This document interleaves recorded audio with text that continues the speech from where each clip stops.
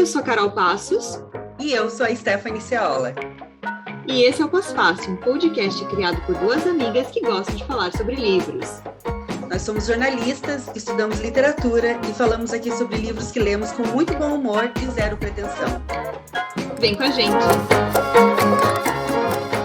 Olá, posfaceiros, posfaceiras, posfaceires! Hoje nós temos aqui uma convidada muito especial, uma profissional brilhante com quem a gente já teve a honra de trabalhar e tem a felicidade de manter no nosso círculo de amizades, que é nada menos do que a melhor jornalista de Santa Catarina, na nossa humilde opinião, Dagmara Spaltz. Tem roupa para isso. A gente falou que os nossos episódios estão tendo em média 1 hora e 6 minutos, e a gente podia passar 1 hora e 6 minutos aqui só pagando pau para você, assim, é fácil, mole para nós. Somos muito fãs da Dag. Eu é que sou fã de vocês, gente, obrigada. E, assim, temos muita saudade de trabalhar juntas, né, de nos ver, a gente teve essa honra, essa oportunidade de trabalhar juntas, mas antes que eu fique 1 hora aqui pagando pau para você, eu vou pedir que você se apresente, então, Dag. Fica à vontade. Bem, obrigada, Stephanie, Carol. Eu sou fã das duas, a gente trabalhou juntas, né? Sou jornalista também. Não enveredei ainda pelas letras, né? Como vocês duas já fizeram esse caminho assim de forma mais, né, consistente, mas admiro muito. E sou uma leitora voraz, gosto de ler bastante. Tem épocas que leio mais, tem épocas que eu estou mais lenta, que o trabalho não permite tanto, mas gosto de ler bastante, e por isso sou muito fã do Pós-Fácil e estou muito feliz em estar aqui com vocês hoje. Ai, gente, eu tô me achando. A gente tá... Eu e a Stephanie, a gente tá assim, tipo... Ai, meu Deus. Gente, não, as duas, assim, as duas foram minhas editoras, né? Para mim é uma honra que elas corrigiam, meu filho. Ai, meu Deus. Claro. Ai. Mas foi uma experiência muito legal, né? Assim, eu já estava pensando nisso, gente, eu já editei a coluna da Dag, sabe? Eu fiquei pensando, coisas que eu preciso destacar no meu currículo. Assim. No currículo, é verdade. Acho que eu não valorizo o suficiente esse tipo de experiência, eu precisava dar mais valor para isso. Mas a gente fez materiais bacanas, assim, né, Stephanie? A gente fez, eu lembro de, assim, recente, assim, de a gente ter feito matéria, né? Já quando tu estava já saindo da NSC, que é onde eu trabalho, né? A gente trabalhou em pautas, assim, pauta especial e tal. Então, assim, a gente teve algumas coisas bacanas para colocar no currículo. É mesmo, bastante coisa boa, da saudade. E assim, eu sou de Mafra também, né? Tu sabe, desculpa. Eu ia muito falar disso. Eu ia, assim, a minha fala próxima era isso, Dag. Eu ia falar assim, eu ia falar primeiro porque que tu tá aqui, né, assim, convidada nesse podcast, né, que a gente vai falar sobre um tema em comum, que é livro-reportagem, né? Né, tu também, uma super repórter também, né, além de colunista, então só podia estar aqui mesmo como convidada. E ia falar que tu é de Mafra e que eu sempre falo isso para as pessoas. E aí esses dias me falaram, a Dag é de Rio Negro, daí eu falei, não, ela é de Mafra. Porque assim, Rio Negro e Mafra, para quem não conhece, são cidades vizinhas, muito próximas, divididas por uma ponte. E aí, né, a gente sabe, assim, é como se fosse a mesma cidade, mas, né, Mafra é Mafra e Rio Negro é Negro.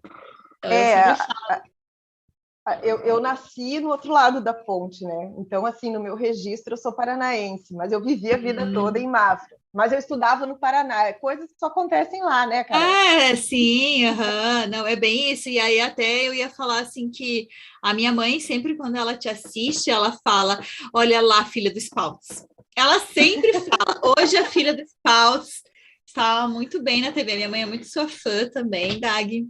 É muito engraçado, assim. Ela sempre fala isso, assim. Sempre ela fala Filha dos Saltos. Amor.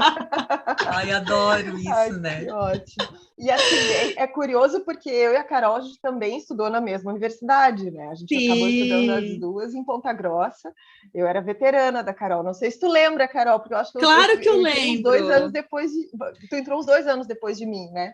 Sim, mas eu lembro de você, sim, lembro, porque eu acho que tu acabou fazendo uma parte, uma disciplina, alguma coisa assim na minha turma.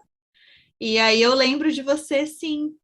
E é engraçado, eu lembro também quando tu foi teu primeiro dia no Jornal de Santa Catarina, que eu lembro que eu estava trabalhando e tu entrou, eu não lembro se tu trabalhava na sucursal em Itajaí, né? Uhum. Mas eu não lembro o que, que aconteceu, que tu teve que ir lá para Blumenau.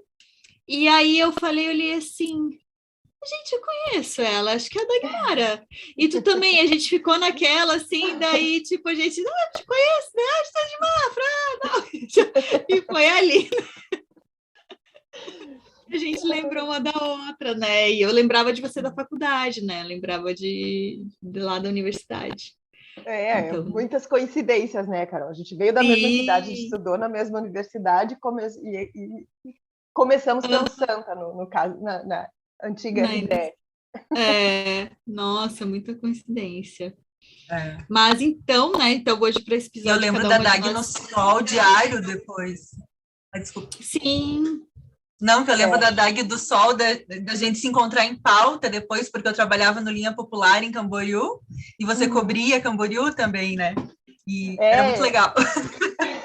Era muito bom. eram bons tempos, né? A gente tinha, era um suplemento que saía, né, dentro É, dos jornais e era muito divertido, assim. A gente tinha espaço para bastante reportagem local e a gente se encontrava bastante, né, Stephanie? bastante em pauta. Uhum. Mas é isso, Carol, pode tocar, desculpa ah, te interromper. não.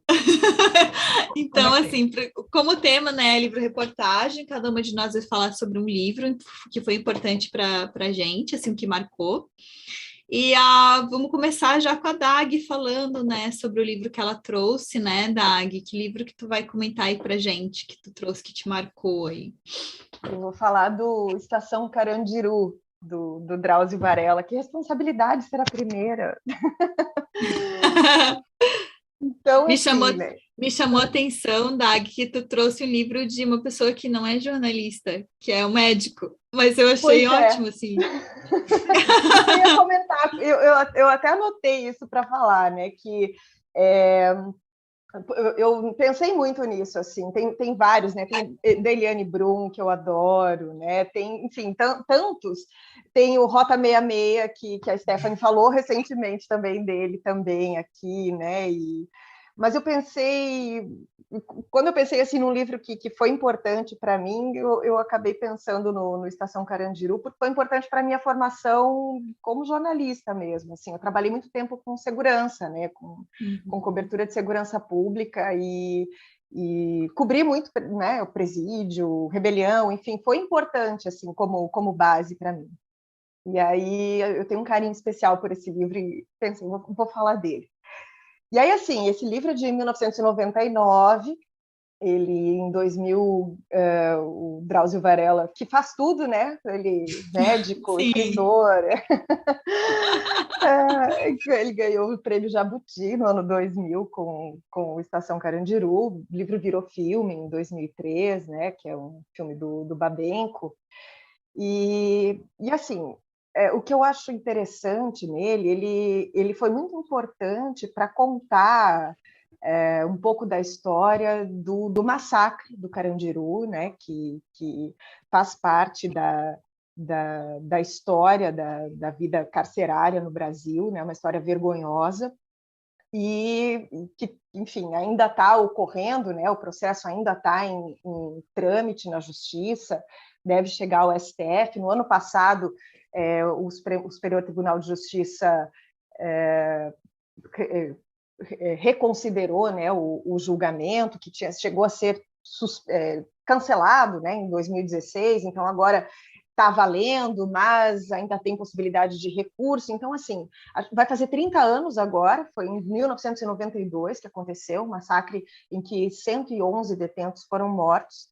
E o interessante desse livro é que ele termina com o massacre do Carandiru, e os 2 últimos capítulos falam sobre isso, mas ele passeia por muitas outras coisas. Ele não é um livro sobre o massacre do Carandiru, né? Ele fala, ele mostra o que é a realidade da cadeia. E aí, Drauzio Varela, como é um médico, ele conta que, em determinado momento, lá em 1989, ele resolveu começar um trabalho de prevenção ao HIV, né, contra o HIV, dentro da casa de detenção em São Paulo, que na época era a maior casa de detenção da América Latina. E começa a fazer esse trabalho, e aí ele vai contando que depois de um período ele viu que não era o suficiente, que precisava de atendimento médico, e isso aproximou ele muito dos presos. Então, o que eu acho interessante desse livro é porque é um relato muito humano, é um relato muito pessoal dele, e ele busca um distanciamento, assim, ele fala, né, que o objetivo dele não era julgar ninguém, que isso era papel de juiz, e ele estava ali como médico. E que ele sabia que, como médico, ele tinha acesso a algumas histórias que só por essa posição dele ele poderia ter. E ele traz essas histórias, né? A maioria dos personagens tem nomes fictícios, né? Para que eles não sejam identificados, mas são histórias muito ricas. E eu acho interessante a maneira como ele escreve, e eu até fui pesquisar de novo, porque eu li esse livro 2 vezes, e aí fui dar uma folheada nele aí nesses últimos dias, antes de a gente falar sobre ele, para saber se ele tinha tido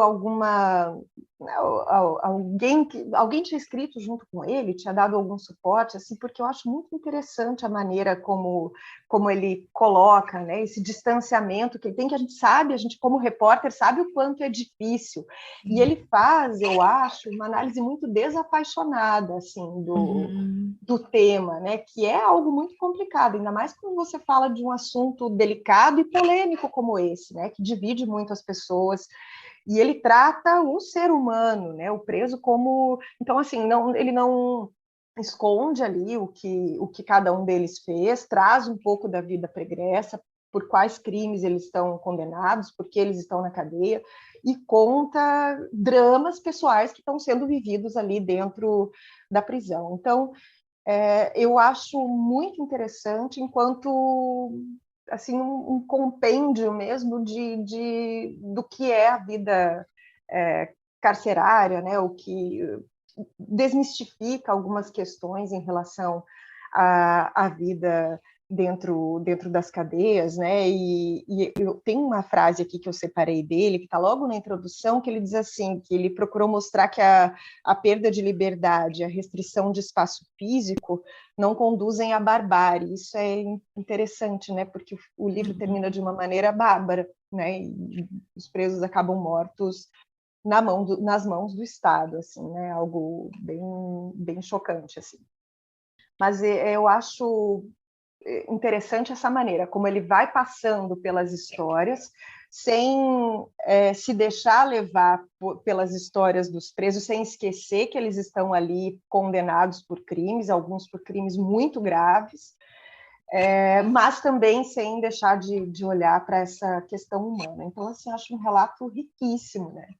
E foi muito importante para abrir, né, a discussão toda sobre essa questão do massacre, que, como eu comentei, continua aí, né, como uma chaga aberta no sistema carcerário brasileiro. O prédio, que ele descreve muito bem, né, ele fala sobre o tempo em que ele trabalhou lá, ele hoje está desativado, uma boa parte foi demolida, mas em 2019 foi tombada, o que estava em pé ainda foi tombado para que fique como memória, né? Foi um pedido do próprio IPHAN para que o governo de São Paulo mantivesse a memória do que foi a casa de detenção e o que isso significou para o Brasil. É uma história triste, mas que precisa ser olhada e ser lembrada. Então, é nesse sentido, assim, né? Um livro, um registro que eu acho que é muito, muito importante. Para mim, como jornalista, foi importante justamente para desmistificar certas coisas, né? Muitas vezes precisei fazer pauta dentro de cadeia e tal, e a gente tem alguns preconceitos, né? Algumas ideias pré-concebidas, assim. E me ajudou muito enfim, a entender um pouco.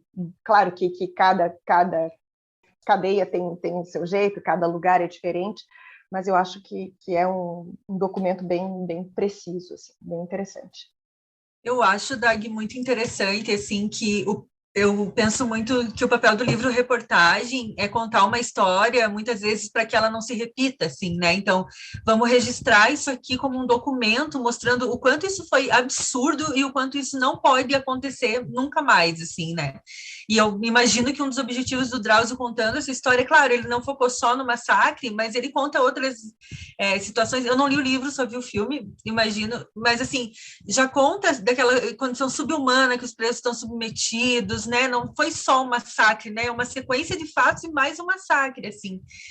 E, por outro lado, é uma história tão recente e que continua se repetindo. Talvez a gente não tenha outro, né, um massacre com tantos mortos quanto no Carandiru, mas a gente vê essa situação das pessoas presas no Brasil que não muda, né? Assim, e na verdade, cada vez pior, porque existe agora muito esse discurso do, né, bandido bom, bandido morto, e não se pensar na ressocialização dessas pessoas, assim.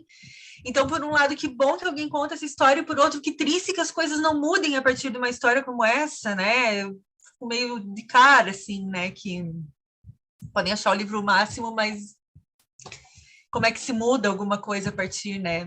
Deve ser meio frustrante, assim, né? Eu imagino para ele. E 30 anos depois, o caso ainda está em discussão na justiça, né? Ninguém foi penalizado por isso. Quem foi que autorizou essa operação, né? A gente sabe que isso é muito questionável, né? A entrada da polícia dentro da cadeia, a polícia entrar armada, enfim, para tentar conter uma rebelião, enfim, né? Uma disparidade de forças ali. E isso, 30 anos depois, não ter sido resolvido no judiciário ainda também é vergonhoso, né? Um retrato do pior que a gente tem no Brasil.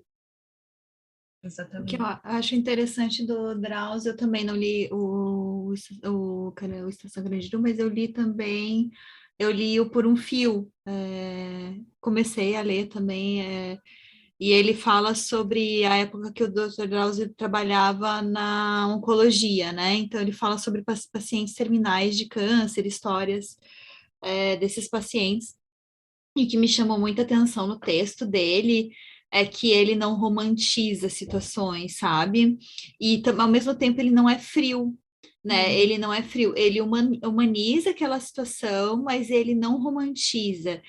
Nesse livro mesmo é muito difícil, assim, porque ele não ele fala das situações assim como a pessoa ali terminal mesmo, na fase final da vida, como que ele ia contar para um paciente, né, e como que aconteceu, quais foram as reações, né, da família. Então, eu gosto muito, ele escreve muito bem também, né, assim, muito, o texto envolve a gente, as histórias são bem construídas.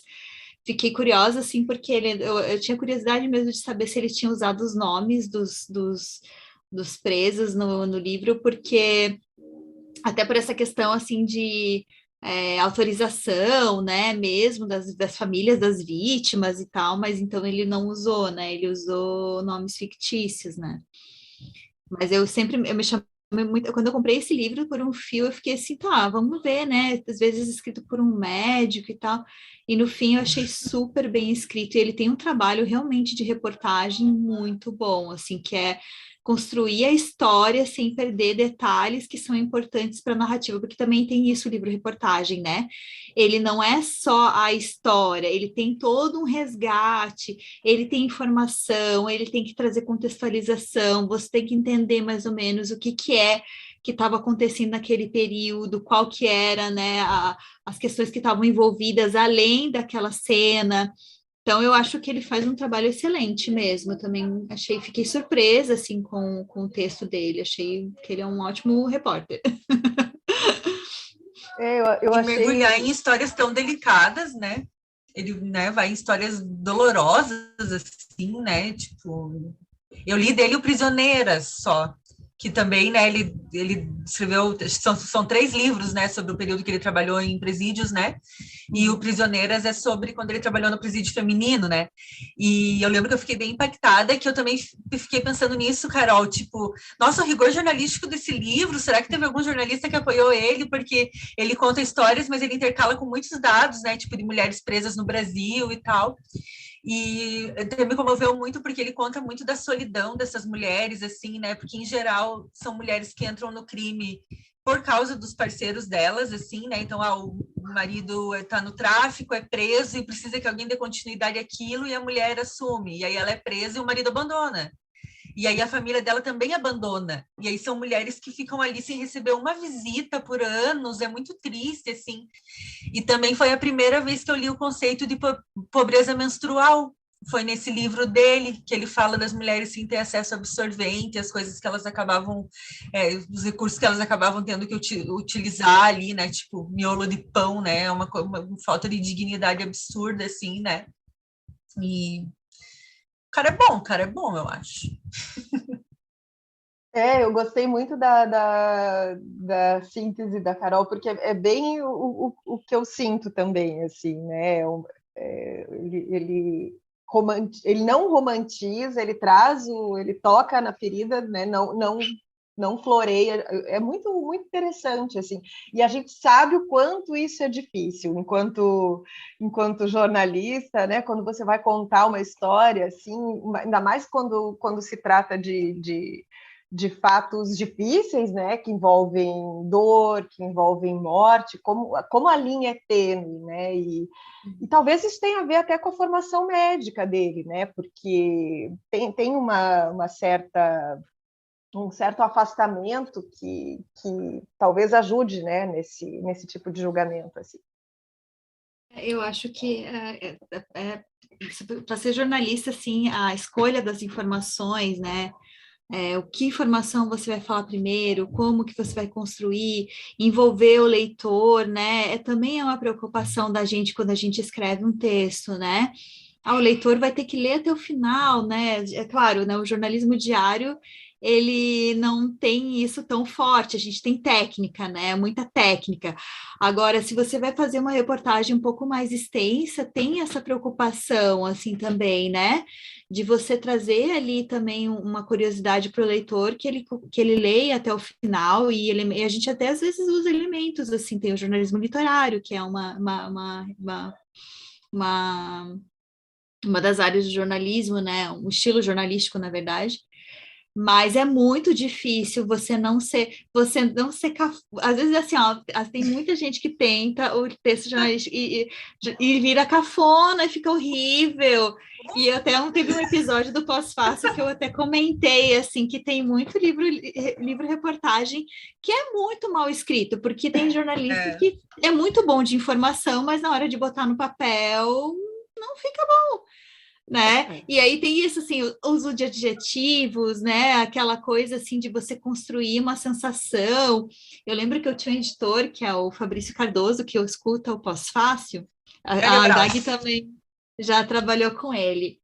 Gente, ele tinha, assim, ele sempre falava, assim, quando a gente ia descrever algum sentimento, né? Por exemplo, tu ia cobrir a gente cobria muito, assim, enterro, né? De um político, de uma família, sei lá, de alguém.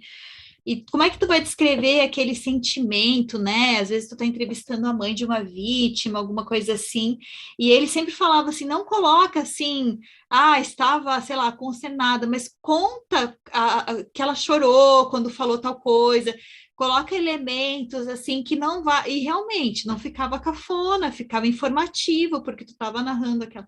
Mas é muito comum, a gente sabe, assim, jornalismo literário, assim, tem muita cafonice.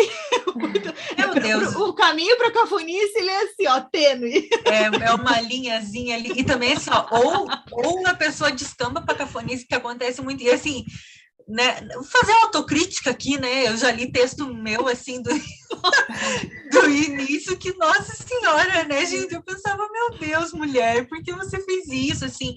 Porque eu lembro que, tipo, no Linha Popular, lá de Camboriú, eu fazia perfis, né, toda semana, e assim, toda semana, então não é um perfil que você tem um baita tempo para trabalhar o texto, né? Tinha que entrevistar e escrever, assim.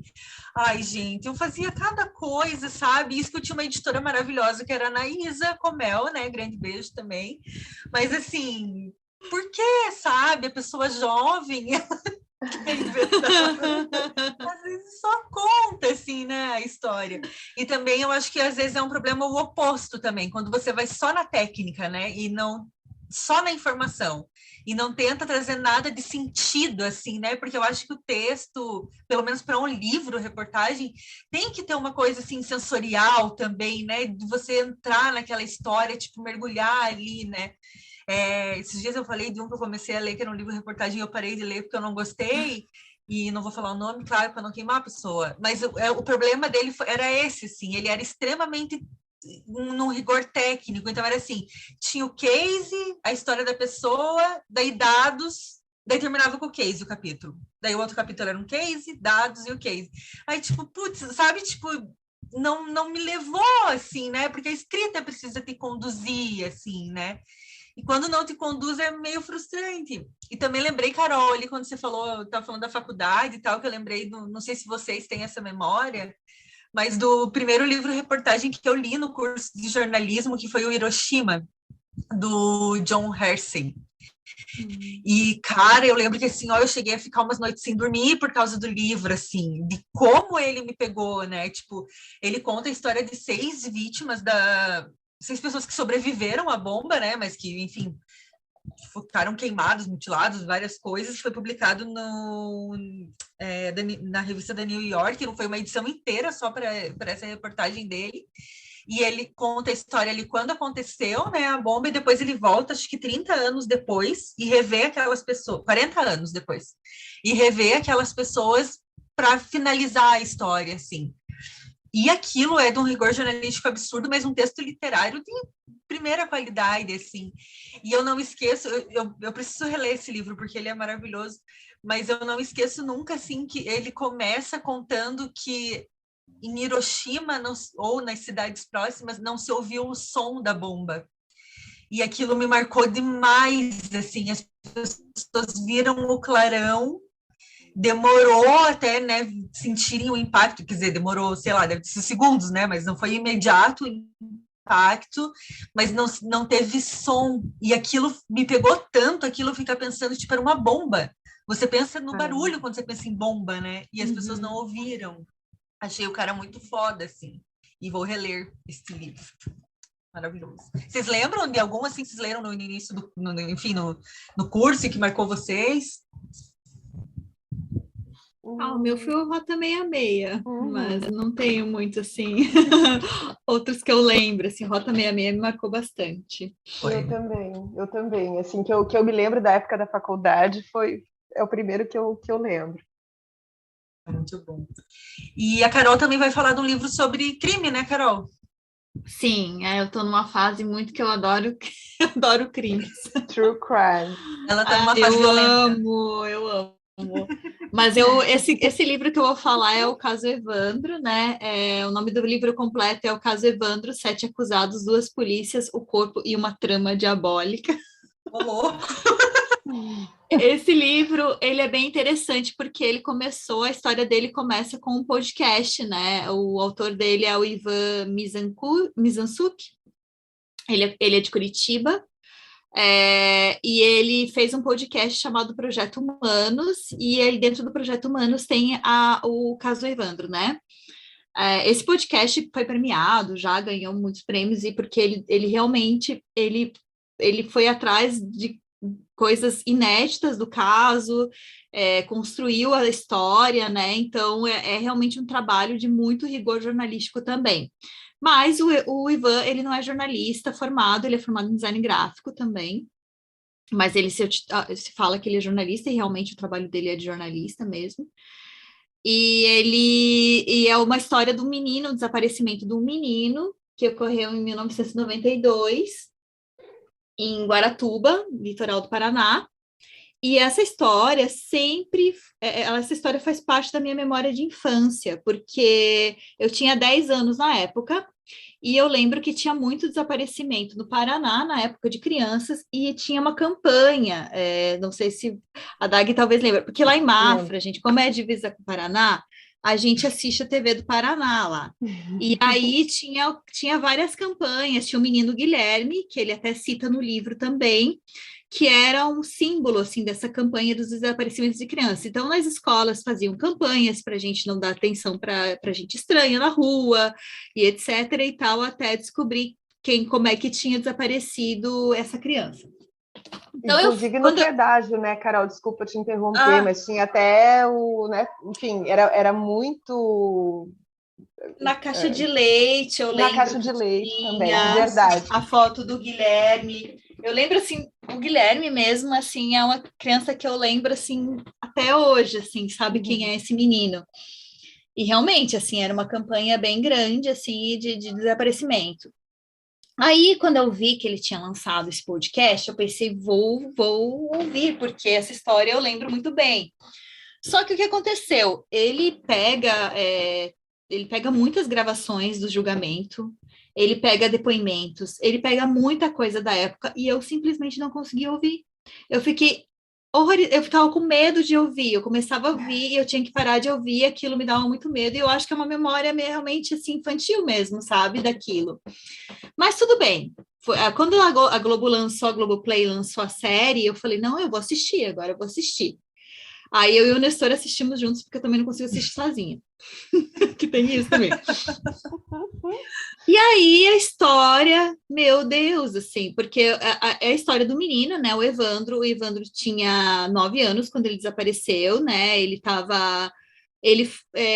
a mãe dele trabalhava numa escola, e ele de manhã, ele ia toda manhã, ele acordava um pouco mais tarde e ia encontrar a mãe na escola. Gente, nos 90, as crianças andavam sozinhas para cima e para baixo, assim.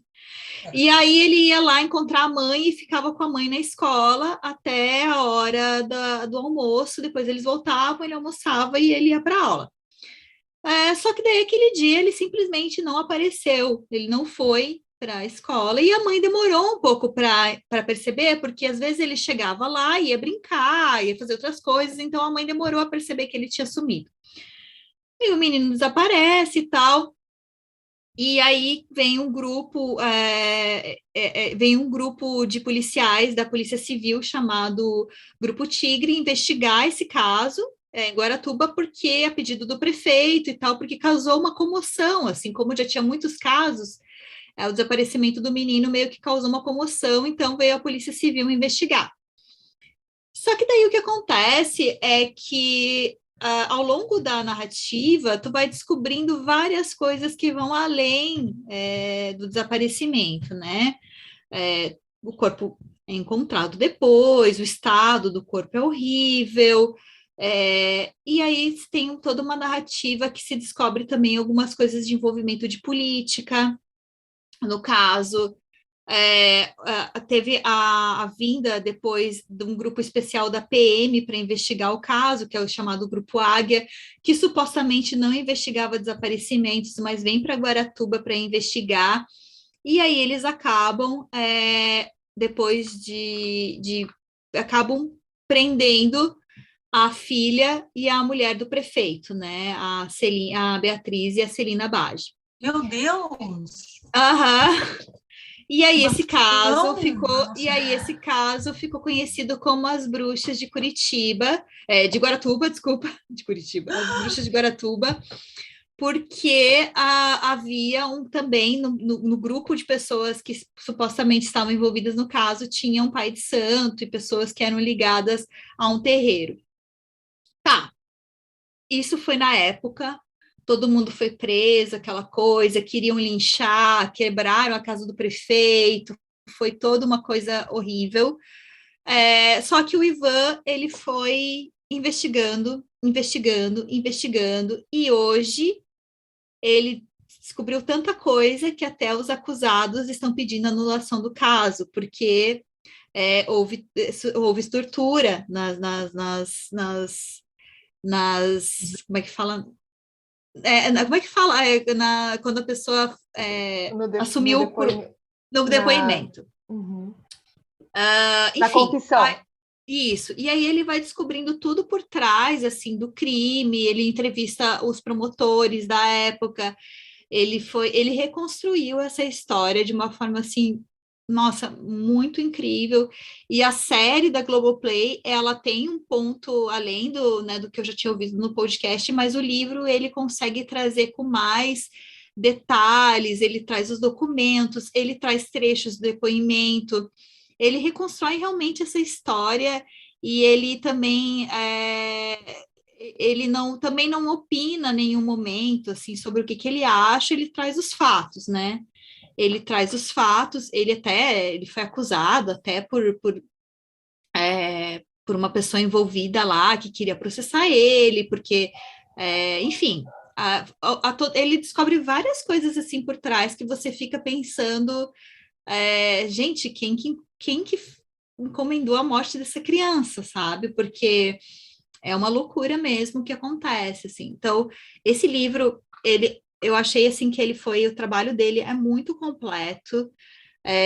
O podcast ainda mais, assim, recomendo muito, porque, nossa, é um baita trabalho, e ele chegou a ponto de descobrir fitas que tinham sido, supostamente tinham sumido durante o julgamento, ele recuperou essas fitas, ele passou por perícias para descobrir se elas eram originais, e eram mesmo, e aí ele descobriu que algumas fitas tinham cortes, então, por isso que todo caso agora está sendo revisto.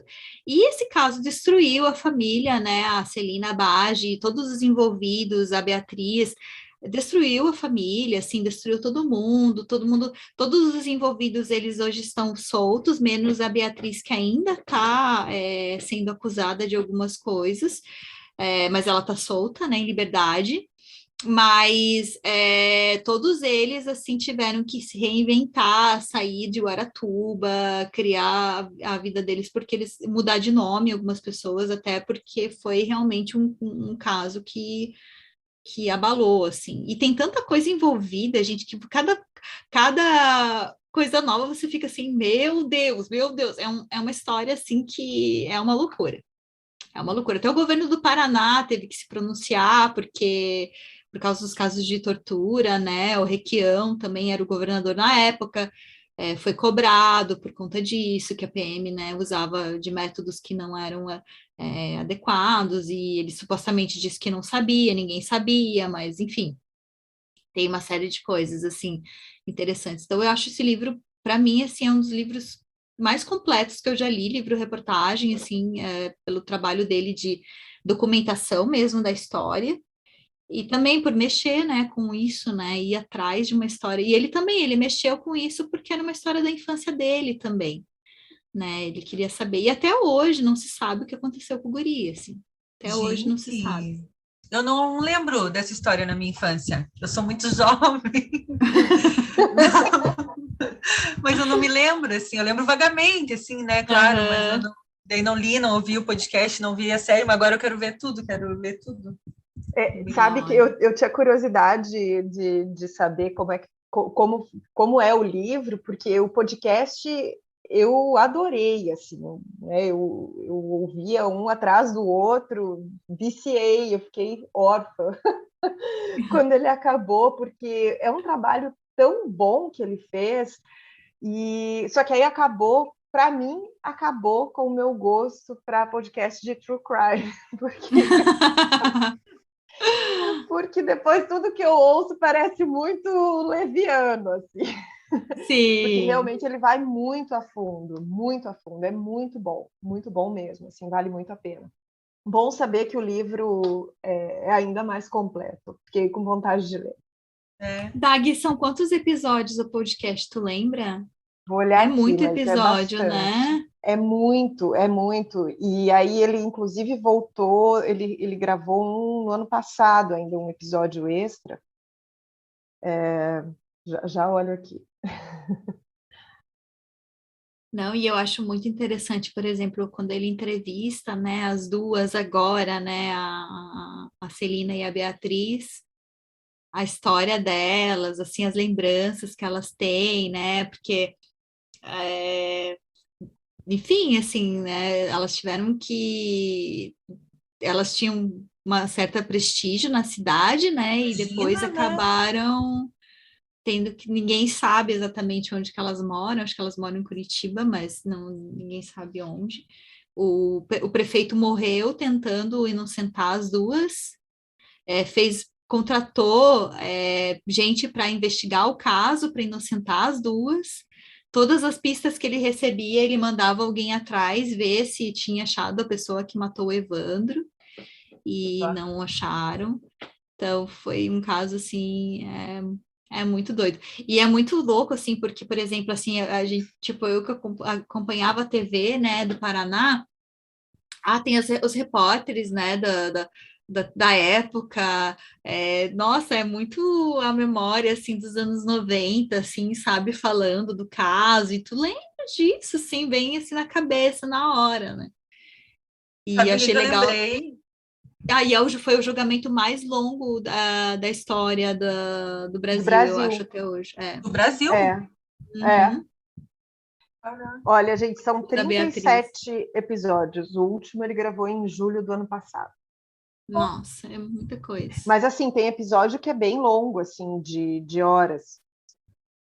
É, né? Uhum.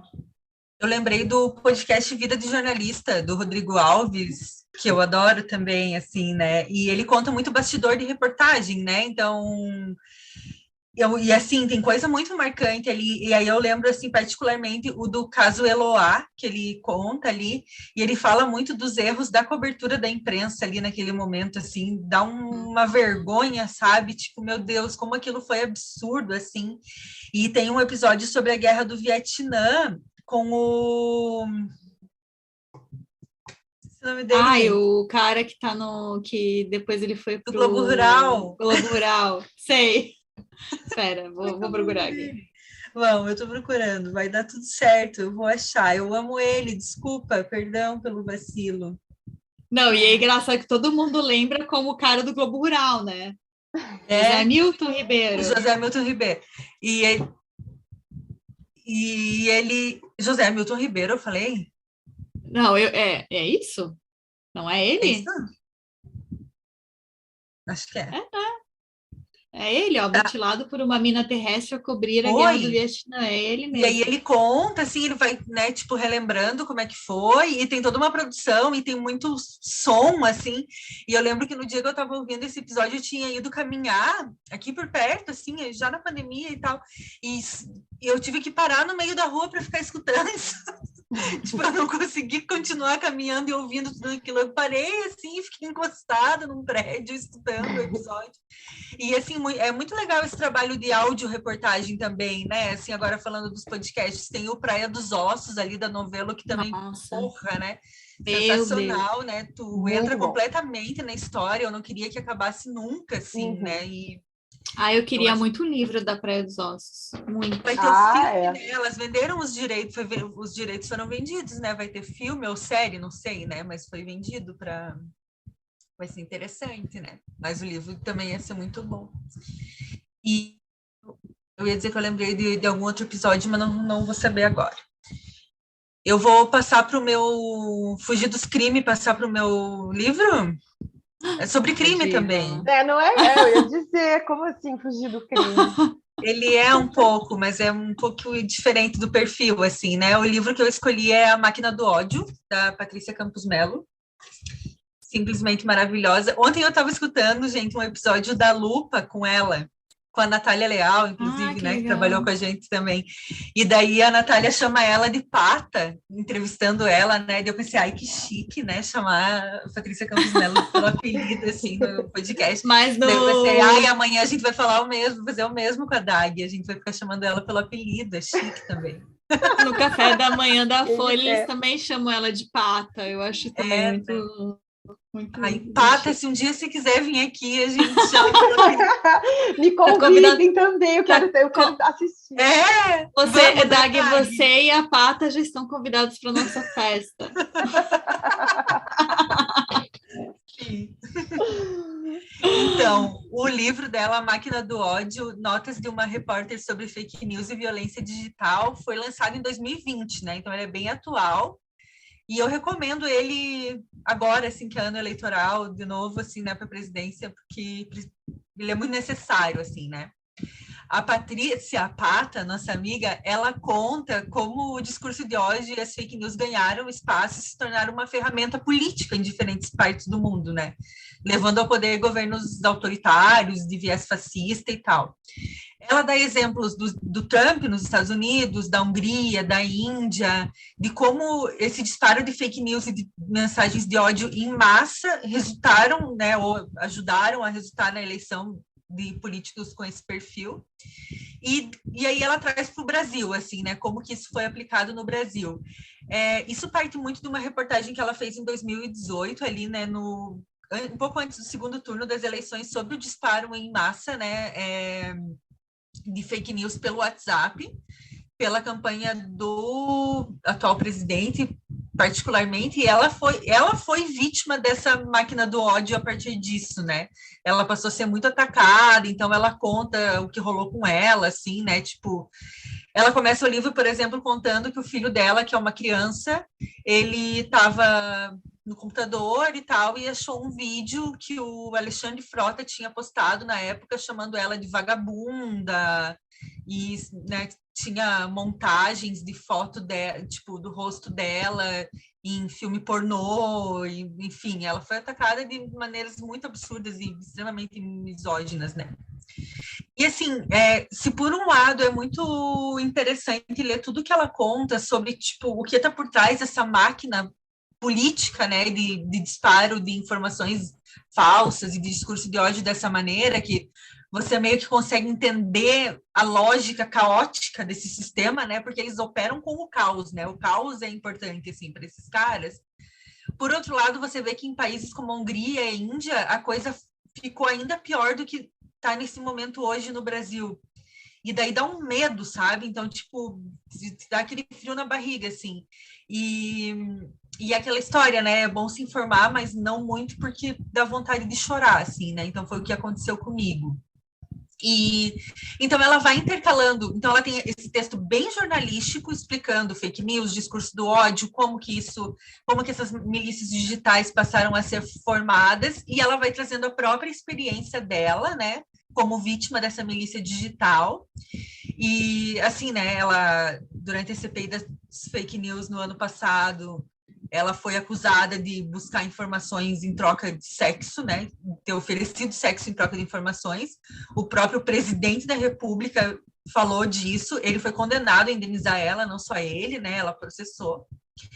E é tudo muito triste, assim. E a gente percebe, e os dados que ela traz mostram que, de uma maneira geral, a gente está vivendo num momento no Brasil em que jornalistas são atacados, né, por essas milícias digitais e tal. Eu vou até, Dag, depois passar para você falar um pouco sobre isso, você que ainda está na linha de frente.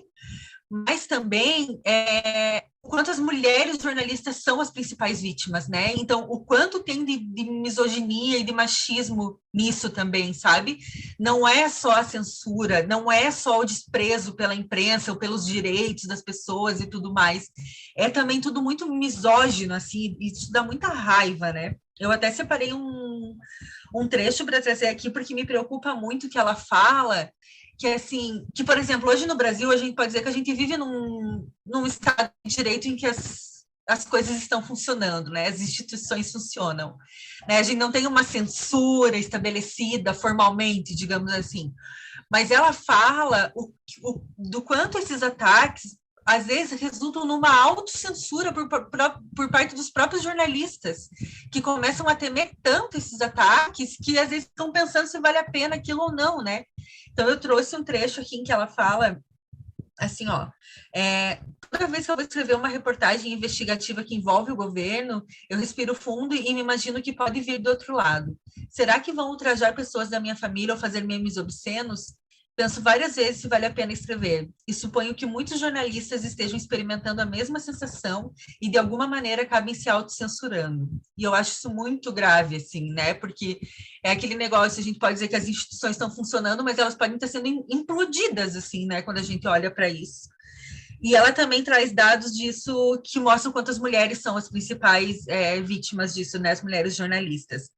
Ela cita dados de um estudo da International Women's Media Foundation e Trollbusters, que mostra que cerca de 63% das jornalistas já foram ameaçadas ou assediadas online, 58% foram ameaçadas pessoalmente e incríveis 26% foram atacadas fisicamente.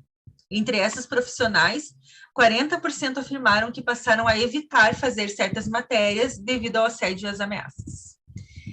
E, assim, eu acho chocante demais, sabe? E, Dag, queria saber de você, assim, que continua na linha de frente, e às vezes eu vejo o que rola nas redes sociais, assim, quando você publica algum assunto, né? Como é que é, sabe? Enfrentar isso, assim, se enfrenta isso ou se ignora isso, sabe? Tipo, o que a gente faz nesse momento, assim, tão sombrio, sabe? É difícil, né, Stephanie? Assim, e te digo que pior do que o que aparece nas redes sociais é o que vem na caixa de mensagem. Assim, tem coisa Meu Deus. que eu não tenho coragem, tem coisa que eu nunca mostrei para o meu companheiro, para o meu marido, por exemplo, porque é assustador, assim. Então, e aí você fica naquela, né? Vou registrar boletim de ocorrência, você também se expõe, você precisa se expor de alguma forma, né? E aí a pessoa vai ter acesso a alguns dados teus que você não quer que ela tenha. Então, você fica numa situação complicada. O que a gente tem feito, né, eu tenho feito, quando vem via rede social, é denunciar para a própria rede social. E aí isso também é muito frustrante, porque geralmente são os mesmos perfis que vêm fazendo ataque, vêm fazendo ameaça. O período ali que a gente teve, além dessa questão, da questão política, né, a questão da pandemia foi muito grave, o período que estava mais crítico, né, de fechamentos e tal, foi muito complicado, assim, eu tive ameaça de agressão física, por exemplo, no Twitter, assim, aí você denuncia e não acontece nada, né? Então, além de tudo, a gente tem esse problema também, né? Porque você não tem muito respaldo do outro lado. É difícil, sabe? Tem dias que a gente acorda assim e pensa, será que vale a pena, né? Porque a saúde, mexe com a saúde mental, né? Não tem como, não tem como. E aí, eu não vou ler. Mas você acaba vendo e acaba chegando, e chega em caixa de mensagem, enfim. E isso mexe com a gente. Tem coisas que mexem mais com a gente, né? E é muito difícil de lidar com isso, assim. E a gente sabe que nós, mulheres, estamos mais expostas a esse tipo de ataque. A gente sabe que esse ano vai ser um ano pesado, assim, então é complicado. Agora, esse livro da Campos Melo, ele traz ele serve para a gente muito como guia, né? E inclusive para proteção, né? Para quem trabalha com isso, para proteção de dados, né? A questão de proteger os dados online, enfim, muita coisa, assim, muito alerta que ela coloca ali que ajuda a gente também nesse trabalho, mas são dias difíceis, né? Eu acho que é essa a mensagem que fica essa, assim. Né? Ela fala até nesse podcast aí da Lupa que eu estava ouvindo que, assim, né, quando as coisas começaram a ficar tão críticas, assim, né, porque, cara, tu imagina o presidente da República dispondo, né, eu nem imagino, eu piraria, eu certamente ia pirar, gente, assim, ó, nunca mais iam me ver no mundo, assim, eu ia sumir do mapa. Eu vi no podcast da Folha que ela falou que ela, se não me engano, se ela acordou no outro dia, assim, e tinha muita mensagem, assim, dizendo, eu não lembro se ela recebeu uma mensagem, assim, quando ela o Carlos voo, falou né? dela, o Carlos ou o Flávio falou, ele falou de você, e ela, meu Deus, o que ele falou, né? Assim, e deve ser muito horrível mesmo, assim, né? Daí ela fala que ela não estava fazendo terapia nessa época, que ela disse que ela estava mal de grana. Daí eu pensei, nossa, né, se tá difícil para Patrícia Campos Melo, imagine para nós, né, gente? Mas aí ela disse que ela fez um investimento de voltar para terapia para poder lidar com isso, assim, né? Porque imagina.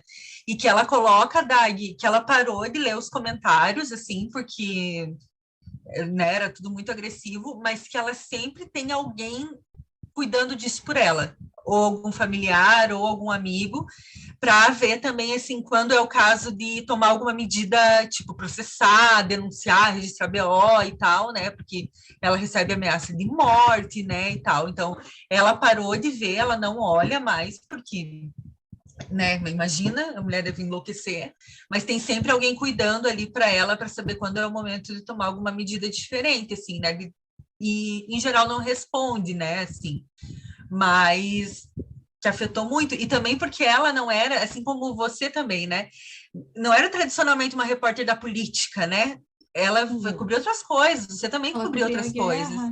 né? A mulher cobriu guerra, sabe? E aí a matéria dela não era sobre política, né? A primeira lá em 2018, era sobre envio em massa de mensagem por WhatsApp. Mas virou uma questão política, assim, né? Então, tipo, eu lembro você ali no início da pandemia, quando você escrevia sobre a necessidade de fechamento das coisas e de se dar um apoio para comerciantes, né, para pequenos empresários e tudo mais, os ataques que vinham, assim, né? Parecia que você estava falando de política. E não era esse o assunto, né? Assim, então as coisas se subvertem demais, né? Exatamente. E eu estava lembrando, né, do livro da Campos Melo, um dos pontos assim que eu achei muito interessante ali quando ela mostra exatamente o ponto em que as coisas começam a mudar, né, que é na posse do Trump, em que começa a haver aquela palavra que está sendo tão maltratada, a narrativa, em que a narrativa sobre o baile, né, era muito diferente do que ela estava vendo ali, e ela pega, né, ela percebe que a partir dali as coisas mudam. Eu acho muito interessante no livro ela tem essa perspicácia assim, de ver essa chave virando, que é coisa de uma baita repórter como ela é, né? De perceber as coisas acontecendo. E até queria achar esse trecho mesmo, porque ele é muito bom, né? Que ela conta ali que eles, tipo... Porque a imprensa oficial, da comunicação oficial do Trump divulgou que tinha, sei lá, 1 milhão de pessoas na posse dele e tinha 10 mil, assim, né? E aí eles foram muito questionados sobre isso, e aí a porta-voz dele, ela usa um termo, agora eu não lembro qual é o termo, mas é tipo, que era uma não verdade, alguma coisa, não que era mentira, mas sabe, tipo, e é de fato ali, né, o ponto de virada, assim, né, de que, tipo, você pode aceitar como verdade aquilo que você quiser, a tua opinião pode ser verdade a partir de agora e foda-se, assim, sabe, tipo... É lamentável, né? Mas é um excelente livro, assim, né? Também de você ler numa pegada só, assim, né? Ele é muito interessante, assim. Ele escreve muito bem também. Muito bom conversarmos sobre. E, Dag, tu acha que dá pra gente ter uma esperancinha, assim? Porque, sabe, eu tinha uma esperança de que eu, que abandonei o jornalismo por causa disso, virei estudante de letras depois que eu vi que a gente estava elegendo presidente com base em fake news, e eu comecei a questionar muito a profissão, assim, sabe? Tipo, o que eu estou fazendo aqui, sabe? Tipo, eu lembro, gente, na greve dos caminhoneiros lá, acho que foi em 2018. Ai, nossa, foi ali que eu comecei a pensar em sair da redação.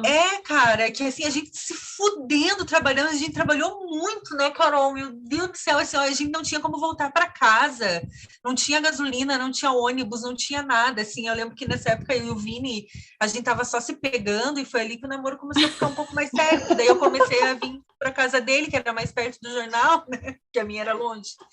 A gente tava só se pegando, ótimo. Ai, meu Deus! Nossa, a greve dos caminhoneiros uniu um casal. gente teve que cancelar o aniversário da Carol e da Karine aquele ano, a gente trabalhou igual uma louca, assim. Comemorei 2 vezes aquele ano. É verdade. E daí eu lembro que eu recebia fake news no grupo da família, sabe? Sobre a greve, assim, dos caminhoneiros. E eu ficava tão puta, gente. Eu mandava áudio no grupo da família, eu mandava textão, tipo, eu tô trabalhando aqui igual uma condenada pra gente poder dar a informação correta para vocês, de qualidade, e vocês estão compartilhando essas merdas, sabe? Leiam o jornal, se informem. E todo mundo cagava pra mim. Olha que a minha família é bem consciente, assim, né? Nem todos, né? Boa parte, assim. Aquelas. E ali que eu comecei muito a me questionar, eu fiquei muito frustrada, sabe? Assim, e depois com, né, a eleição do Bolsonaro e tal.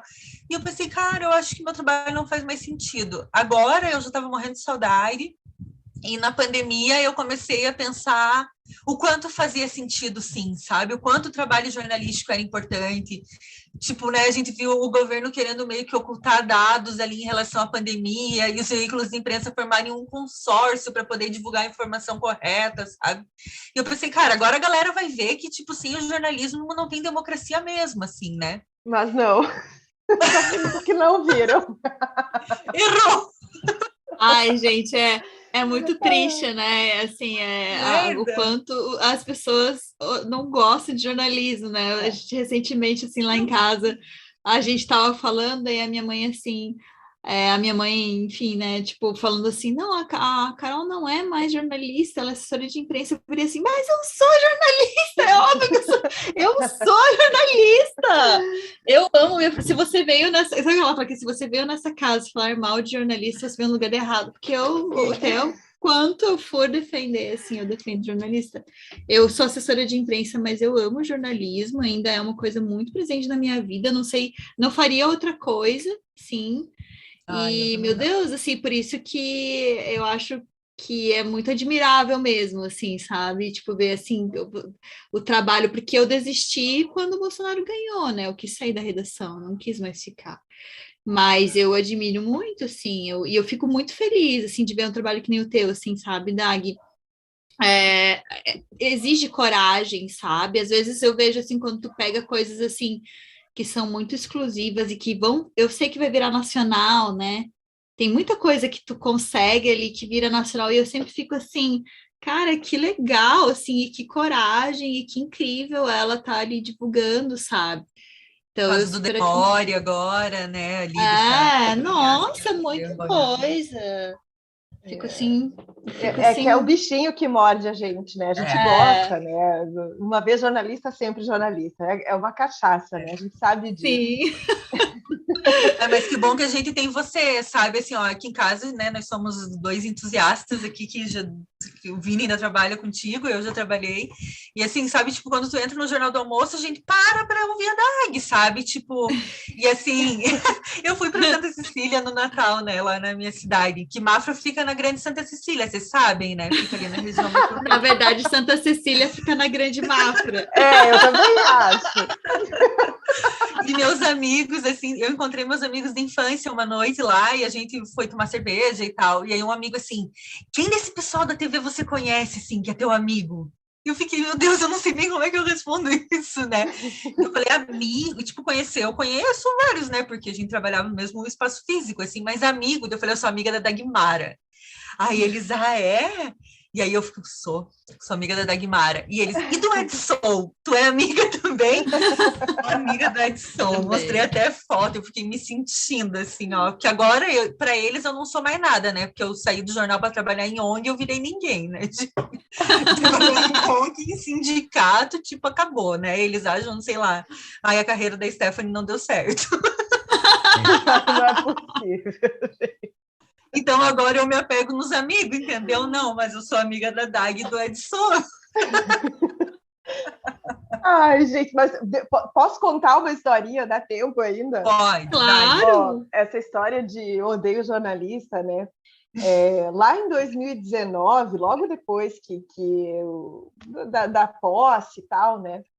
Eu estava num jantar de associação empresarial, enfim, e aí tinha muitos políticos da nova leva, muitos que tinham se elegido na nova onda e tudo mais. E aí um deles, um político conhecido, foi me apresentar para uma deputada recém-eleita, aí na onda recente, e aí ele falou assim, essa é a Dagmara, jornalista, e ela estava me dando a mão, e ela tirou rápido, e ela me olhou com cara de nojo, e ela me disse assim, ui, jornalista? O senhor veio me apresentar para uma jornalista? Aquilo me doeu tão fundo, assim, agora eu tô falando rindo, né? Mas essa coisa, assim, da virada de chave que a gente vê, porque até então a gente nunca tinha visto a nossa profissão ser tratada dessa maneira, né? E aquilo foi tão chocante para mim, assim, porque primeiro que eu jamais falaria com uma pessoa desse jeito, né? E aí, segundo, porque, sabe, é claro que fazia parte do show da pessoa, né? Enfim, causar, e nananã, eu virei, né, educadamente, saí de perto e tudo bem, ficou por ali. Mas é um episódio, assim, que eu não esqueci, porque, sabe, aquela coisa, uma jornalista, né? Veio me apresentar para uma jornalista, a pessoa falou assim ainda. Então, assim, é difícil para a gente mesmo, né? E isso faz a gente, muitas vezes, pensar se vale a pena ou não.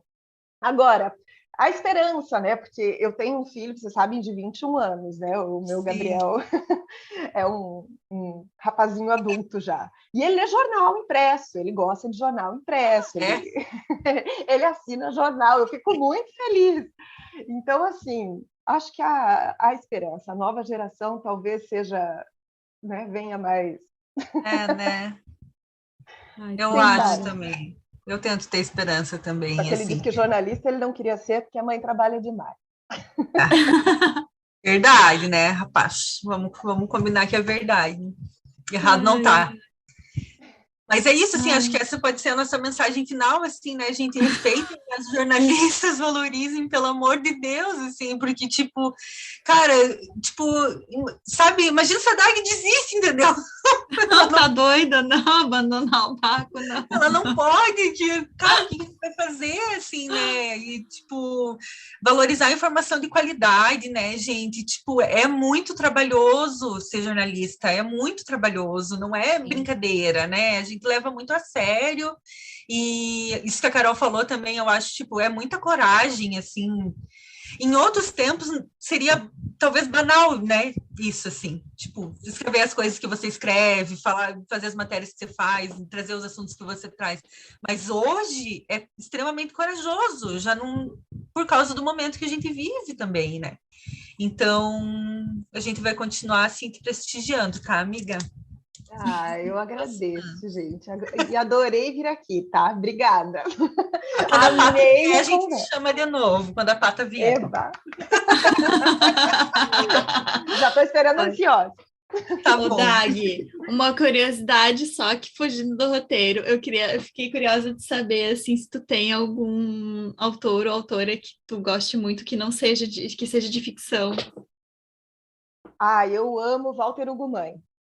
Ai, que legal. E eu achei que ela ia falar do Gabriel Garcia Marques. Eu também achei. A Stephanie chegou assim, ó. Eu tenho um Gabriel, né? Eu tenho um Gabriel. É verdade. Eu gosto muito. Que legal. Mas é que eu sou geminiana também, né? Então eu também... Eu tô aqui, tô lá. Eu gosto muito do Gabo, eu tenho ele aqui, ó. Igual a coleção que a gente viu no jornal já, essa coleção. Né? Aparece na TV, eu acho demais. Mas eu gosto muito. E gosto do Saramago. Eu tô lendo agora, por acaso, também, tô lendo Saramago, que eu adoro, tô lendo As Intermitências da Morte agora. Eu amo esse livro. Demais. Então, eu amo esse livro. Você não tem vontade de escrever um livro-reportagem? Eu não tenho competência para isso. Vai embora, mulher. Não tem Chama a gente para ser tuas editoras. Só se a gente escrever em trio, então. Não, faz que nem o Fernando Moraes. Ele tem toda uma equipe ali que junta todos os papéis, depois ele escreve tudo, assim, ó. Faz que nem ele. A gente trabalha como pesquisadora para você. Oh, meu Deus! Chama que eu vou. Aí ficou fácil. Vamos lá, então. Então tá bom. É só trazer um tema, nós vamos. Vamos. Nós estamos com pouco serviço, nós três, né? Oh, meu Deus, Estamos com muito tempo livre ainda. Não tem mais nada para fazer. Tá sobrando, gente, tá sobrando. Vamos escrever. Ai, ai. Então tá, gente, com essa promessa de um livro-reportagem escrito por Dagmar Spaltz e colaboração de Stephanie Ciola e Caroline Passos, a gente encerra esse episódio. É isso aí. Bom, obrigada, Dag, né? Foi ótimo, foi incrível mesmo esse episódio. Nossa, muita informação, muita história legal. Vai pegar pra história do Pós-Fácil, com certeza. E também dizer para as pessoas seguirem a gente nas redes sociais, né? Nós vamos postar os livros que a gente mencionou aqui, e também na nossa newsletter vai ter os links, né, com todas as informações extras que a gente sempre traz. E é isso, um abraço para todo mundo, tchau. Beijos, obrigada, Dag. Tchau, tchau, gente. Valeu. Beijo.